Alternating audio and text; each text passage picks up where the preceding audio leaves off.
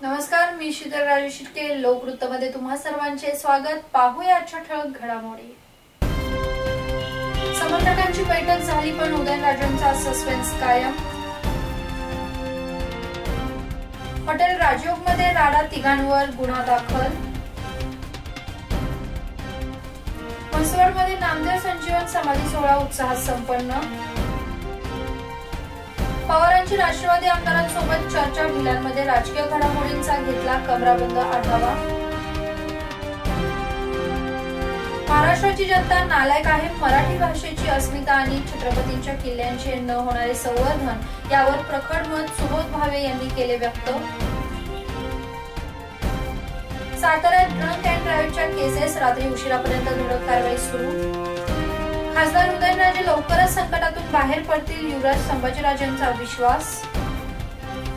कोयनेत 10 दिवसात 30 टीएमसी पाणीसाठा, महाबळेश्वर आणि नौजामध्ये मुसळधार पाऊस. आणि गणेश मूर्ती विसर्जनासाठीची तयारी कधी करणार, नगरपालिकेत ना बैठक ना चर्चा.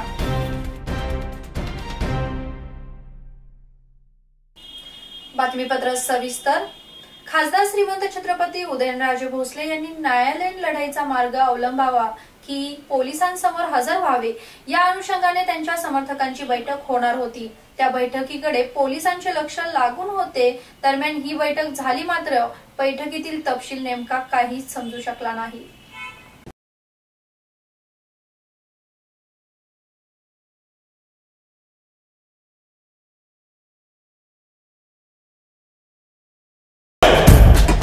खंडणी आणि जीवे मारण्याचा प्रयत्न केल्याचा गुन्हा दाखल झाल्यानंतर आणि या प्रकरणात उच्च न्यायालयाने अटकपूर्व जामीन फेटाळल्यानंतर खासदार उदयनराजे भोसले शुक्रवारी सायंकाळी साताऱ्यात दाखल झाले आणि अनेकांना आश्चर्यचकित करून सोडले. ते पोलीस ठाण्यात हजर होतील अशी शक्यता होती, मात्र त्यांनी आपल्या समर्थकांसमवेत साताऱ्यात रॅली काढून पोलिसांनाच आव्हान देऊन टाकले. त्यानंतर ते पुणे मुक्कामी निघून गेले. दरम्यान या संपूर्ण घटनाक्रमांकानंतर उदयनराजेंच्या अनुषंगाने पोलिसांची भूमिका काय असणार याकडेही अनेकांच्या नजरा होत्या. त्यातच ते सर्वोच्च न्यायालयात जाणार असल्याची ही चर्चा साताऱ्यात रंगली होती. तरीही त्यांनी आपली भूमिका अजूनही गुलदस्त्यातच ठेवल्यामुळे सातारा पोलीस दलही हतबल झाले आहे. दरम्यान खासदार उदयनराजे भोसले यांनी न्यायालयीन लढाईचा मार्ग अवलंबावा की पोलिसांत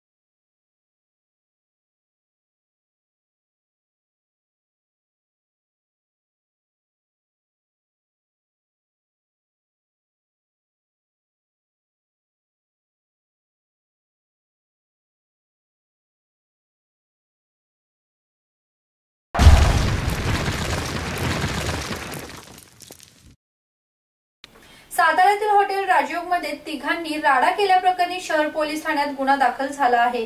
संशयित तिघांनी हल्ला केल्यानंतर हॉटेलमधील साहित्यांची तोडफोड ही केल्याने खळबळ उडाली. सूरज संजय शिंदे, यशोधन महेंद्र देसाई व सूर्यकांत प्रकाश वायफळकर तिघे राहणार गोडवली यांच्यावर गुन्हा दाखल झाला असून या प्रकरणी हॉटेल मालक महेश मधुकर देशपांडे राहणार मंगळवार पेठ यांनी पोलीस ठाण्यात तक्रार दिली आहे. याबाबत पोलिसांनी दिलेली माहिती अशी की रात्री 10 वाजण्याच्या सुमारास संशयित तिघे जण हॉटेलमध्ये गेले होते. त्यावेळी तिघांनी हॉटेलमधील कुंड्यांची तोडफोड करून एका कामगाराला मारहाण केली. या घटनेनंतर संशयित घटनास्थळावरून निघून गेले. कामगारांनी याबाबतची माहिती देशपांडे यांना फोनवरून सांगितल्यानंतर त्यांनी तात्काळ हॉटेलमध्ये धाव घेतली. हॉटेलमधील नेमक्या परिस्थितीची माहिती घेत असताना त्या ठिकाणी पुन्हा ते संशयित आले. यावेळी कामगारांनी मारहाण करणारे संबंधित हेच ते युवक असल्याचे सांगितल्यानंतर देशपांडे यांनी मारहाण व हॉटेलची तोडफोड का केली अशी विचारणा केली. यावेळी संशयितांनी पुन्हा त्यांनाही दगडाने मारहाण केली व घटनास्थळावरून पळून गेले. दरम्यान या घटनेची माहिती शहर पोलिसांना दिल्यानंतर त्यांनी घटनास्थळी धाव घेऊन पंचनामा केला। देशपांडे व हॉटेल कामगार जखमी झाल्याने उपचारासाठी त्यांना जिल्हा शासकीय रुग्णालयात दाखल करण्यात आले। या घटनेचा पुढील तपास शहर पोलीस करीत आहेत। म्हसवड तालुका मान येथे श्री संत शिरोमणी नामदेव संजीवन समाधी सोहळा विविध धार्मिक कार्यक्रमांनी साजरा करण्यात आला। श्री संत शिरोमणी नामदेव महाराज यांच्या 667व्या पुण्यस्मरणा दिनानिमित्त शिंपी समाज बांधवांनी म्हसवड येथे सकाळी नामदेव मंदिरापासून संपूर्ण शहर परिसरात पालखी मिरवणूक काढण्यात आली। पालखीचे ठिकठिकाणी स्वागत करून भाविकांनी दर्शन घेतले। दुपारी 12 वाजता पालखीचे मंदिरात आगमन झाले। यावेळी भजन व कीर्तनाच्या कार्यक्रमानंतर फुले टाकण्याचा कार्यक्रम पार पडला। मंदिरात दिवसभर विविध धार्मिक कार्यक्रमाचे आयोजन करण्यात आले होते। तसेच भाविकांनी दर्शनासाठी मंदिरात दिवसभर गर्दी केली होती। यावेळी मंदिरासाठी विविध वस्तू रूपाने मदत केलेल्या दात्यांचा सत्कार करण्यात आला। मंदिरातील बंदिस्त हॉलसाठी मदत केल्याबद्दल देवदास पोरे व स्टेनलेस स्टीलची पालखी केल्याबद्दल डॉक्टर सूर्यकांत फुटाणे यांचा सत्कार शिंपी समाजाचे अध्यक्ष सुनील पोरे यांच्या हस्ते करण्यात आला। महाप्रसादाची व्यवस्था वैभव पोरे व कुटुंबियांनी केली होती। कार्यक्रम यशस्वी करण्यासाठी जगन्नाथ चांडवले, नामदेव चांडवले, रमेश पोरे, चंद्रकांत पोरे, राजेंद्र फुटाणे, प्रकाश डोंगरे, विजय जळजाळ, संजय डोंगरे, वसंत बामसाद यांच्यासह समाज बांधवांनी प्रयत्न केला। दरम्यान यावेळी समाजाच्या 10वी मध्ये विशेष गुण संपादन केलेल्या पृथ्वीराज कोरे यांचा सत्कार मान्यवरांच्या हस्ते करण्यात आला। राष्ट्रवादी काँग्रेसचे अध्यक्ष खासदार शरद पवार हे भिलार तालुका महाबळेश्वर दौऱ्यावर आले होते। यावेळी एका हॉटेलवर जिल्ह्यातील राष्ट्रवादीच्या आमदारांशी सुमारे अर्धा तास कमराबंद चर्चा केली। यावेळी त्यांनी राजकीय घडामोडींचा आमदारांकडून आढावाही घेतला। दिवंगत गांधीवादी नेते व स्वातंत्र्य सैनिक भिदा भिलारे गुरुजींच्या कुटुंबियांचे सांत्वन करण्यासाठी खासदार शरद पवार भिलारमध्ये आले होते। यावेळी त्यांनी कुटुंबियांशी गप्पा मारून गुरुजींच्या आठवणींना उजाळा दिला। तसेच त्यांना अभिवादन केले। त्यानंतर दुपारी 1:30 वाजता एका हॉटेलवर त्यांच्या गाड्यांचा ताफा गेला। यावेळी येथील हॉटेलच्या एका रूममध्ये खासदार शरद पवार, आमदार शशिकांत शिंदे, आमदार मकरंद पाटील, जिल्हा बँकेचे अध्यक्ष आमदार शिवेंद्रराजे भोसले तसेच ज्येष्ठ नेते बाळासाहेब भिलारे यांच्यात कमराबंद चर्चा झाली। सुमारे अर्धा तास जिल्ह्यातील राजकीय घडामोडींवर खासदार शरद पवार यांनी आमदारांशी चर्चा केली। मात्र या बैठकीत नेमक्या कोणत्या विषयावर चर्चा झाली हे मात्र गुलदस्त्यातच राहिले। बैठक संपल्यानंतर शरद पवारांच्या गाडीत आमदार शशिकांत शिंदे, आमदार मकरंद पाटील व आमदार शिवेंद्रराजे भोसले हेही बसले। वाईपर्यंत खासदार शरद पवारांच्या बरोबर आल्यानंतर हे आमदार गाडीतून उतरले। त्यानंतर खासदार पवार आपल्या ताफ्यासह पुण्याकडे मार्गस्थ झाले। नागठाणे जिल्हा सांगली येथे नटसम्राट बालगंधर्व हा पुरस्कार ज्येष्ठ अभिनेता मोहन जोशी आणि सुबोध भावे यांना प्रदान करण्यात आला। यावेळी महाराष्ट्राची जनता नालायक आहे, मराठी भाषा आणि अस्मिता तसेच छत्रपती शिवाजी महाराज यांच्या किल्ल्यांचे न होणारे संवर्धन यावर हे प्रखर मत त्यांनी व्यक्त केले। ज्येष्ठ कलावंत यांना नटसम्राट बालगंधर्व हा पुरस्कार दरवर्षी देण्यात येतो। यावर्षीही देण्यात आला। यावर्षीचा पुरस्कार ज्येष्ठ अभिनेता मोहन जोशी आणि सुबोध भावे यांना प्रदान करण्यात आला। यावेळी माजी मंत्री आणि काँग्रेसचे ज्येष्ठ नेते पतंगराव कदम यांच्या हस्ते हा पुरस्कार देण्यात आला। यावेळी सुबोध भावे यांनी महाराष्ट्राची जनता नालायक आहे, मराठी भाषा आणि अस्मिता तसेच छत्रपती शिवाजी महाराज यांच्या किल्ल्याचे न होणारे संवर्धन यावर हे प्रखर मत व्यक्त केले। दरम्यान ज्येष्ठ अभिनेता मोहन जोशी यांनी आभार मानत बालगंधर्व यांच्या नावाचा पुरस्कार मला मिळतोय हे माझ्यासाठी भाग्य आहे। त्यांनी आपल्या कारकिर्दीचा आढावा यावेळी सांगितला। ज्या भूमीमध्ये जन्म झाला त्या भूमीला नमस्कार, बालगंधर्वांना नमस्कार, तुम्हाला रसिकांना माझा नमस्कार। आज मोठा भाग्याचा दिवस आहे माझ्या दृष्टीनं, कारण बालगंधर्वांचं काम कधी मला बघायला नाही मिळालं, परंतु आज त्यांच्या नावाचा पुरस्कार मला मिळणं तोही त्यांच्या जन्मभूमीमध्ये हे माझ्या दृष्टीनं अत्यंत आनंददायी असं वातावरण आहे। मी बोरूच्या मावशीमध्ये मावशीचं काम केलं होतं।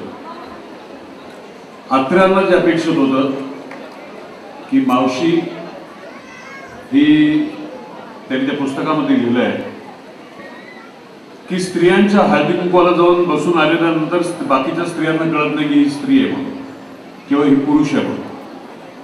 सांगण्याचा उद्देश असा की बालगंधर्वांच्या बाबतीत असं सांगितलं जातं की बालगंधर्व सुद्धा असेच हळदी कुंकवाला जायचे आणि न कळत बाहेर पडायचे. तिथून स्त्रियांना कळायचं नाही की हे पुरुष आहेत म्हणून.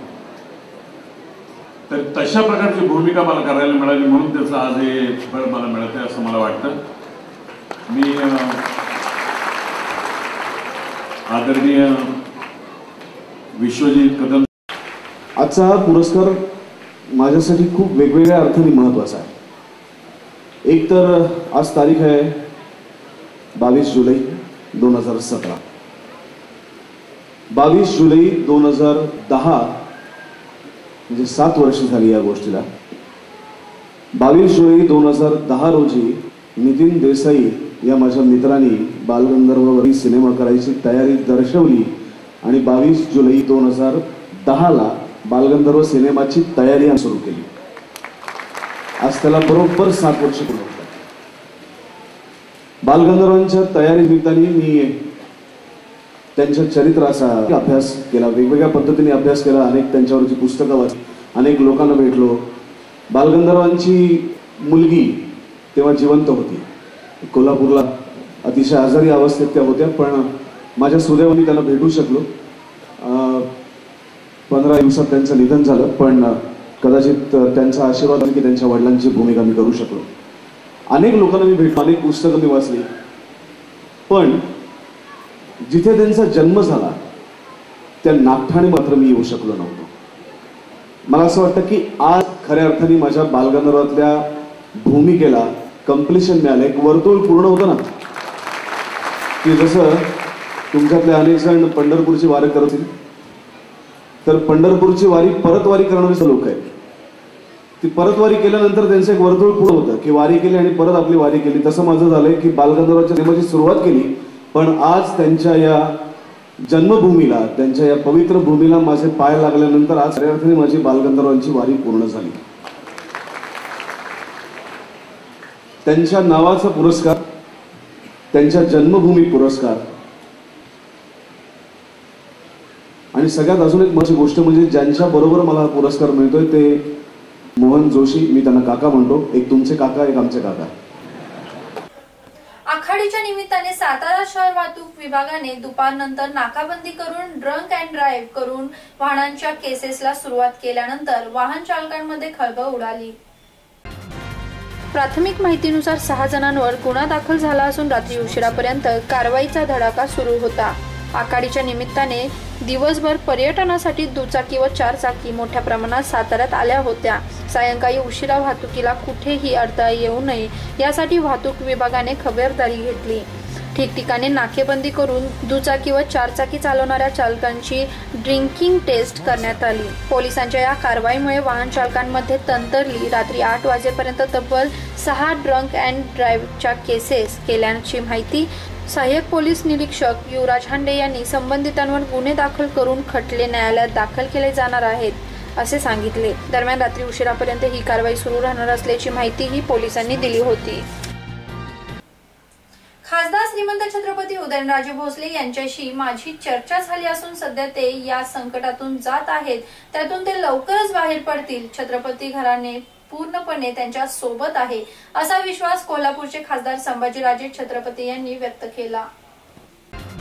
खासदार श्रीमंत छत्रपती उदयनराजे भोसले यांच्यावर उद्योजकाला खंडणी मागितल्याप्रकरणी गुन्हा दाखल झाला. याबाबत फेसबुकवर भाष्य करताना खासदार संभाजीराजे छत्रपती यांनी म्हटले आहे की काल रात्री छत्रपती उदयनराजे भोसले यांच्याशी माझी चर्चा झाली. या अडचणीचा ते सामना करत आहेत. त्या अडचणीत कोल्हापूर छत्रपती घराणे पूर्णपणे त्यांच्या सोबत आहे. कुठल्याही संकटाचा सामना कसा करायचा हे छत्रपती घराण्याला चांगले माहीत आहे. संकटही आम्हाला नवीन नाहीत, लवकरच ते यामधून बाहेर येतील याचा मला पूर्ण विश्वास असल्याचे छत्रपती संभाजीराजे यांनी फेसबुकवरील पोस्टमध्ये म्हटले आहे. महाबळेश्वर, कोयना, नौजामध्ये गेल्या 15 दिवसांपासून मुसळधार पाऊस सुरू आहे. दरम्यान 10 दिवसात धरणात 30 टीएमसी पाणीसाठा साठला आहे. हवामान खात्याने यंदा पाऊस लवकर सुरुवात होईल असे भाकीत व्यक्त केले होते, पण 20 जून उजडला तरी कुठेतरीच पावसाची सर कोसळत होत्या. त्यामुळे सगळ्यांच्या आशा मावळल्या होत्या. अनेक ठिकाणी दुबार पेरणीची भीती व्यक्त होत होती. त्यानंतर 4-8 दिवस पाऊस झाला आणि पुन्हा गायब झाला. साहजिकच दुष्काळाची छाया गडद होती आणि जुलै महिना पावसाचा ठरला. साताऱ्याला पाणी पुरवठा करणारा कास तलाव 30 जूनला पूर्ण क्षमतेने भरला. त्यामुळे किमान वर्षभरासाठी तरी पिण्याच्या पाण्याची चिंता मिटली. महाबळेश्वर, कोयना, नौजामध्ये गेल्या 15 दिवसांपासून मुसळधार पाऊस सुरू आहे. दरम्यान कोयना धरणातील पाणी साठ्यात झपाट्याने वाढ होत आहे. कोयना धरणात शुक्रवारी दिनांक 14 रोजी 40.63 टीएमसी पाणी साठा होता. तो 10 दिवसांनी 71.18 टीएमसी वर पोहोचला. त्यामुळे 15 दिवसांमध्ये तब्बल 30 टीएमसी ची वाढ झालेली दिसत आहे. दरम्यान साताऱ्यातही सकाळपासून सोसाट्याच्या वाऱ्यासह पाऊस पडत आहे. त्यामुळे ओढे नाले भरून वाहत आहेत. या पावसातही आठवडा बाजार भरला होता. वारा वीज वाहक तारांना छेदत असताना मोठमोठा आवाज येत आहे. अनेक ठिकाणी विद्युत पुरवठा खंडित होण्याचे प्रकार घडत आहेत. ग्रामीण भागातून वीज वाहक तारांवर झाडांच्या फांद्या पडण्याच्या घटनाही बरेच ठिकाणी घडल्या आहेत.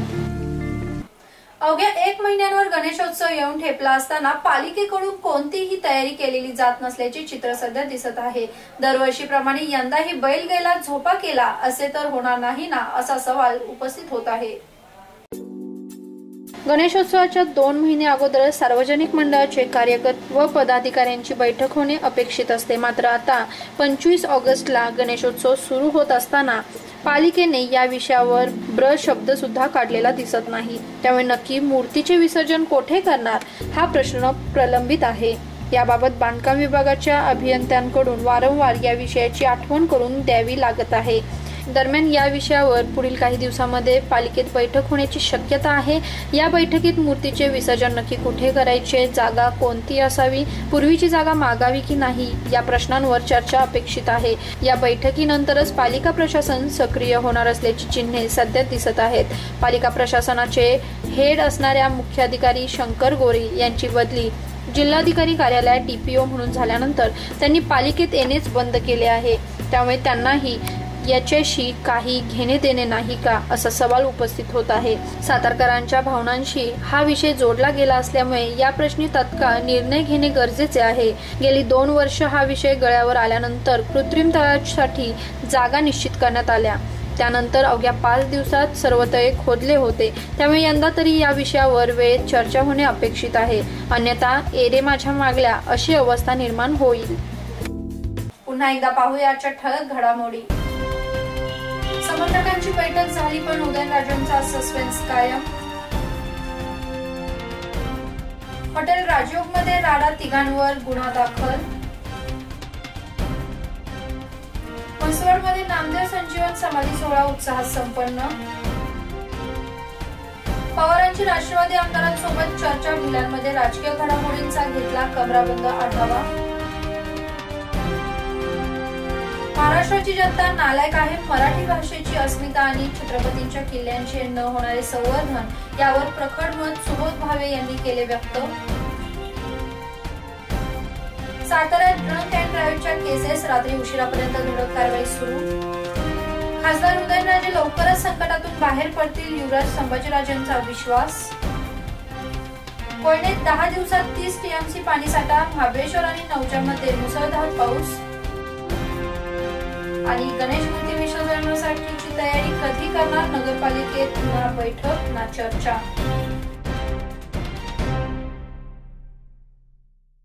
हे होते आजचे लोकवृत्त. उद्या पुन्हा भेटूया पुढील बातमीपत्रासह. तोपर्यंत नमस्कार.